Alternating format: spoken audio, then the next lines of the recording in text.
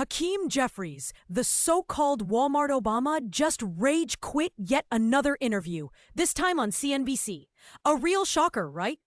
A couple of weeks back, he had a meltdown on CNN when a reporter dared to fact-check his flood of fabrications.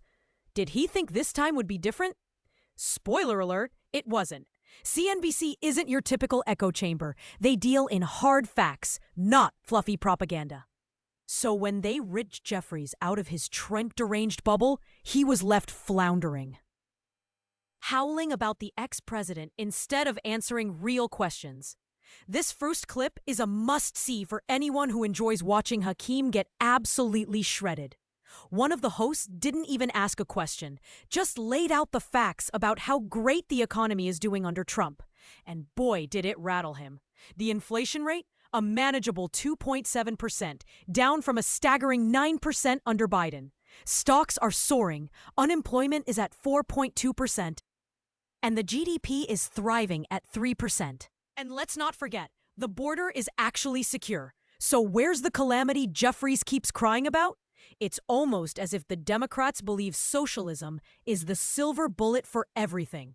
Newsflash, it's not. If you enjoyed watching Walmart Obama get utterly decimated by facts, smash that like button.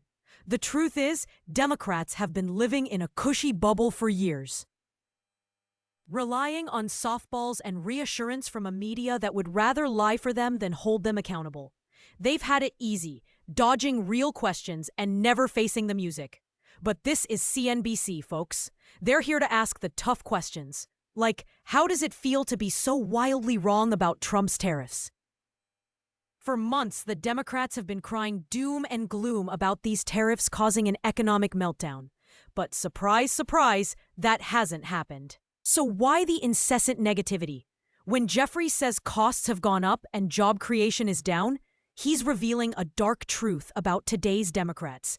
They're actively rooting against America's success simply because it might reflect well on Trump. The country is thriving, and trillions of dollars in foreign investments mean factories are opening, businesses are expanding, and yes, people are getting hired right here in America. A rational Democrat would be celebrating this. Yet, Hakeem insists we're on the wrong track with glee. It's almost comical. They couldn't even muster a well done for Trump on the border, something they used to scream about on the campaign trail. In the interview, Jeffries was asked what the Democratic Party stands for. His answer? A strong floor and no ceiling. You work hard, you should succeed. The irony? He doesn't believe a word he says about unlimited upside. The party wants to tax billionaires into oblivion to prop up that floor for the poor, creating a generation of government dependence. Sure, we all agree on a safety net for those down on their luck, but there's a clear problem when you offer a government-funded life that rivals a full-time job. It breeds complacency. Democrats are great at using euphemisms. What they're really advocating is socialism. If your quality of life is worse than someone sitting at home on benefits, God help us all. That system will implode faster than you can say taxpayer. Jeffries might think he's addressing affordability, but his proposed solutions, like freezing rents, only disincentivize the very thing we need: more housing. He's caught in a contradiction, playing both sides while lacking any coherent identity. The host called him out on his hypocrisy, leading to a full-blown meltdown. Jeffries couldn't handle it, and his frustration was palpable. He's grasping at straws, trying to shift the conversation back to Trump instead of addressing his party's failures. The reality is, Democrats are so desperate to appease their radical base that they can't even admit their own flaws. Even when confronted with the criticisms directed at Biden and Warren for attacking the free market, Jeffries deflected. Sure, he wants to talk about Trump, but the truth is, he's terrified of facing the facts about his party.